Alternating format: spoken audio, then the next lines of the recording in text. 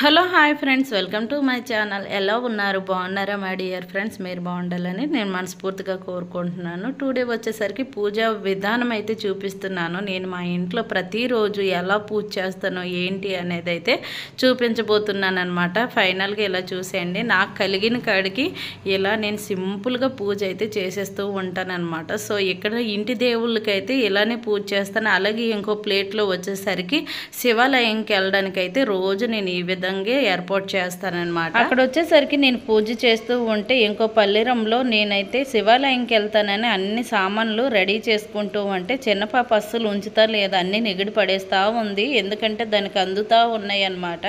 ఇంకా దేవుడి పటాలు ఇంకెక్కడ పెడదామన్నా సరే మాకు ఇంకా ప్లేస్ లేదనమాట. అందుకోసమే ఫైనల్గా అక్కడే పెట్టాను. మెయిన్ ఏంటంటే తూర్పు దుక్కే దేవుడి పటాలు ఉండాలి కాబట్టి ఇంకా నేను అక్కడే ఏర్పాటు చేశాను. ఇక్కడ వచ్చేసరికి కొంతమంది దేవుడు పటాలు ఇటు సైడ్ అటు సైడ్ పెడుతూ ఉంటారు. కొన్ని మన సైడ్ ఎలా ఉండాలంటే మనం తూర్పు దుక్కు ముఖం ఉండేలా ఉండాలి కదా. పొయ్యి వేసేటప్పుడైనా సరే తూర్పు దుక్కే ఉండాలి అంటారు. అలాగే దేవుడు పటాలు పెట్టినా సరే తూర్పు దుక్కే ఉండాలి అనేసి అంటారు కదా. సో ఆ విధంగా నేను ఇక్కడే ఏర్పాటు చేశాను. కానీ ఈ చిన్న బంటి ఉంది కదండి, అన్నీ నిగిడి పడేస్తూ ఉంటుంది అన్నమాట. పొద్దున్న మా వారు ఆఫీస్కి వెళ్ళిన తర్వాత అలాగే పెద్ద పాప స్కూల్కి వెళ్ళిన తర్వాత ఇంట్లో పనులన్నీ చేసేసరికి ఈ టైం అయిందనమాట. ఈ టైంలో చిన్న పాప కూడా లేచింది.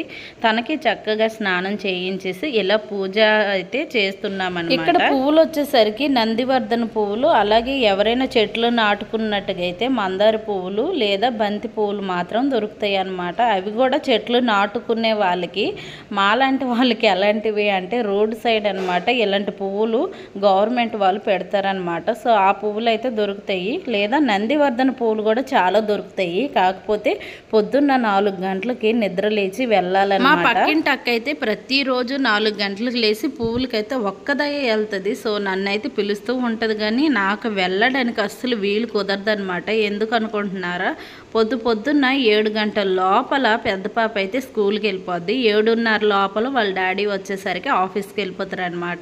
వీళ్ళకి టిఫిన్లు రెడీ చేయాలి, అలాగే లంచ్ బాక్సులు కూడా ప్రిపరేషన్ చేయాలి. పెద్ద పాపకి రైస్ వండేసి పెట్టేద్దామంటే అస్సలు ఊరుకోరు టీచర్లు. తనకు మాత్రం టిఫిన్స్ వండాలన్నమాట. ఎందుకంటే మళ్ళీ మధ్యాహ్నం 2:30కి అయితే ఇంటికి చేరిపోతుంది కాబట్టి తనకు మాత్రం ఓన్లీ టిఫిన్లే వండాలి. రైస్ అయితే వద్దంటారు మేడమ్స్. అలానే ఇక్కడ రైస్ తినడం చాలా తక్కువ అనమాట. ఓన్లీ రొటీస్ మాత్రమే. రొటీస్ కానీ ఉప్మా కానీ లేదా ఇడ్లీ కానీ దోశ కానీ ఇలాంటి ఫుడ్స్ పెట్టాలి. జంక్ ఫుడ్స్ కూడా అస్సలు టీచర్ అలౌ చేయరనమాట. ఇప్పుడు సాటర్డే మాత్రమే అలాంటి ఫుడ్స్ అలౌ చేస్తున్నారు. మళ్ళీ వీళ్ళిద్దరు పొద్దున తినేసి వెళ్ళడానికి అనేసి రాగి జావ అయితే చేస్తానన్నమాట. సో రాగి జావతో స్టార్ట్ అయిపోద్ది నా టైము. ఇంకా మళ్ళీ 9-10 గంటల వరకు నా పనులు తేలవన్నమాట. సో కుర్తులో పడిన ఎలకలాగా క్యారేజీలకి అన్నీ చేసుకుంటూ మళ్ళీ క్యారేజీలు సర్ది పెద్ద పాపకి రెడీ చేసి వాళ్ళు వెళ్ళే అంతవరకు నాకు నిజంగా కుర్తులో పడిన ఎలకనే అనమాట. అలానే గడగడ చేస్తూ అమ్మయ్య ఒక్క పని అయితే అయిపోయింది. వాళ్ళు వెళ్ళారు అన్నప్పటికీ చూశారు కదా, ఈ రౌడీ లేచి నాతోటి ఒక ఆట ఆడుకుంటూనే ఉంటుంది. నేను సదిరిన సామాన్లు తను తీస్తూనే ఉంటుంది, వాడుతూనే ఉంటుంది అనమాట. అండ్ ఇప్పుడు వచ్చేసరికి చిన్న మొబైల్ ఇచ్చాను కాబట్టి తను సైలెంట్గా ఉంది. లేకపోతే అసలు నేను పూజ చేసినంత వరకు కూడా ఉంచదు నైవేద్యాలు. నేను పూజ చేసి ఇలా నమస్కారం చేసిన లోపలే ఆ నైవేద్యాలు తీసి తినేస్తూ ఉంటుంది అనమాట. చాలా రౌడీ నా చిన్న కూతురు మాత్రం. అలాగే నా పెద్ద కూతురు అయితే మాత్రం చాలా సైలెంట్ అనమాట. సో తనకు మాత్రం జిద్ది అనేదే రాదు. ఏదైనా కావాలి అంటే అడుగుతుంది, అంతేగాని మరీ పేచీలు దీనిలా పెట్టదనమాట. కానీ ఇప్పుడు దీన్ని చూసి తను కూడా నేర్చుకుంటూ ఉంది. ఫైనల్గా దీపారాధన అయితే చేసేసాను అనమాట. నాకు ఏది కలిగితే అదే మాత్రమే పెట్టాను దేవుడికి. ఇక్కడ చూసారు కదా, శివాలయంకి అయితే వెళ్తున్నాను అనమాట. ప్రతిరోజు ఇంతేనండి.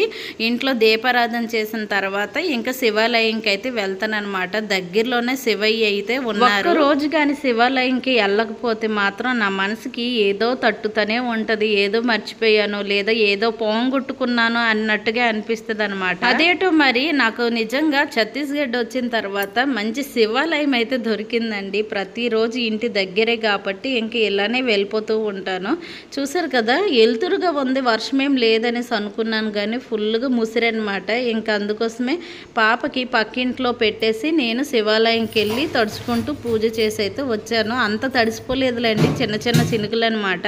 సో గుడికి బయలుదేరేటప్పుడు గట్టిగానే పడింది, అండ్ అక్కడికి వెళ్ళేసరికి ఇంకా లైట్గా వర్షం పడింది అనమాట. అంత తడలేదు. గుడికి ఎలా వెళ్ళాలి అనేసి అనుకున్నాను కానీ పాపని ఇంకా పక్కింటి వాళ్ళ ఇంట్లో పెట్టేసి నేనైతే గుడికి వెళ్ళి దర్శనం చేసి వచ్చేసాము.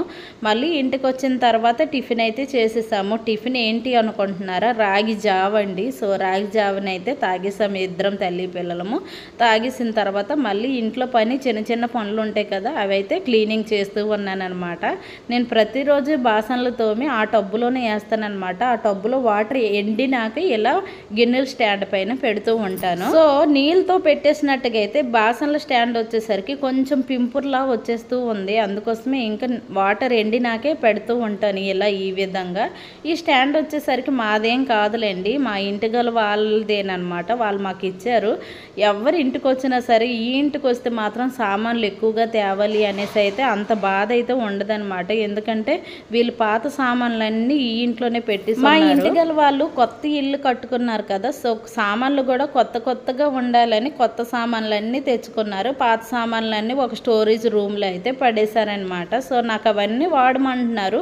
నాకేం వద్దనేసి నేను ఓన్లీ ఈ బాసన్ల స్టాండు, ఇంకోటి వచ్చేసరికి ఒక చిన్న మంచం అయితే తెచ్చుకున్నాను అనమాట. మిగతావన్నీ ఆ స్టోరేజ్ రూమ్లోనే ఉన్నాయి. వాళ్ళకి సొంత దుకాణం ఉందండి. దుకాణంలో ఏవి నచ్చితే అవి తెచ్చుకుంటూ ఉంటారు. మమ్మల్ని కూడా తీసుకోమంటారు కానీ ఇంకా నేనైతే ఏవి పడితే అవి ఏం తేననమాట. అండ్ వీళ్ళు వాడుకునే స్టాండ్ మాత్రం, బాసన్ల స్టాండ్ మాత్రం తెచ్చుకున్నాను. అలాగే బెడ్ ఒకటి మాత్రం తెచ్చుకున్నాను. మిగతావన్నీ మాత్రం నేను మెల్లమెల్లగా ఇక్కడికి వచ్చిన తర్వాత కొనుక్కుంటూ ఉన్నాను అనమాట. సో చూసారు కదా, ఫైనల్గా అయితే ఇలా క్లీన్ చేస్తాను. మా ఇంట్లో అయితే ఎక్కువ సామాన్లు ఏం మీకు కనిపించవండి, ఎందుకంటే మేము ఎక్కడికి ట్రాన్స్ఫర్ అవుతామో మాకే తెలీదు. అందుకోసమే ఏవి కావాలో అవి మాత్రమే ఇంట్లో ఉంటాయి. అనవసరమైన సామాన్లు అయితే అస్సలు ఇంట్లో ఉండవు.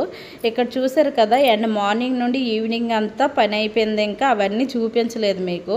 మళ్ళీ నైట్ వంట చేసి సూపర్ మార్కెట్కి అయితే వెళ్ళాము. జస్ట్ ఇంటికి తగిన సరుకులను అయితే తీసుకొచ్చాము. మేము ప్రతిసారి కూరబాయ్ వెళ్ళి అక్కడ స్మార్ట్ బజార్ నుండి ఒకేసారి 5,000 రూపాయల సామాన్లు అయితే తెస్తూ ఉంటాను.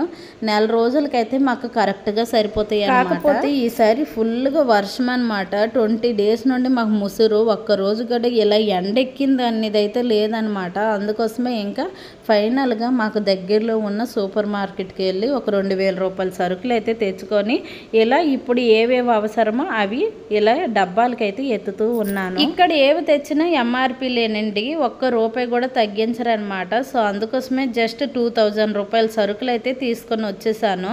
అండ్ ఇక్కడ వచ్చేసరికి పెద్ద పాపకి ప్రతి సాటర్డే వచ్చేసరికి ఇప్పుడు అలౌ చేస్తున్నారు జంక్ ఫుడ్. అందుకోసమే కాస్త మ్యాగీ, అలాగే నూడిల్స్, అలాగే మిక్చరు ఇవన్నీ తీసుకొని వచ్చాను. మెయిన్ చిన్న పాపకి మిక్చర్ లేకపోతే అస్సలు ఊరుకోదండి. ప్రతిరోజు తను ఆడుకునే టైం కాబట్టి ఏదో తినాలి అనిపిస్తుంది అనమాట. సో అప్పుడప్పుడు ఖాళీ టైంలో ఆ గంగా మిక్చర్ అనేది కొంచెం కటోరీలో వేసి ఇస్తూ ఉంటాను. చక్కగా తినుకొని ఒక దగ్గర కూర్చొని టీవీలో కుసి టీవీ అనేది చూస్తూ ఉంటుంది అనమాట. ఈసారి సరుకులు అయితే మాత్రం తక్కువగానే తెచ్చాను. ఎందుకంటే మొన్న ఊరు నుండి వచ్చేటప్పుడు అమ్మ చాలా సరుకులు అయితే కట్టిందనమాట. అదే మూటలు అంటారు కదండి, చాలా మూటలు పెట్టింది. అందుకోసమే ఈసారి అయితే సరుకులు ఎక్కువగా తీసుకురాలేదు. ఏవేవి ఇంపార్టెంటో అవి మాత్రమే తెచ్చాను అనమాట. కన్నవారి ఇంటికి వెళ్ళామంటే ఖాళీ చేతులతో వెళ్తాము. అలాగే వచ్చేటప్పుడు మాత్రం పెద్ద పెద్ద మూటలను అయితే పట్టుకొని వస్తూ ఉంటాము. అదే అనమాట విచిత్రం. వీడియో నచ్చితే లైక్ చేయండి ఫ్రెండ్స్. ఇంకా మంచి వీడియోల కోసం మన ఛానల్ని సబ్స్క్రైబ్ చేసుకోండి.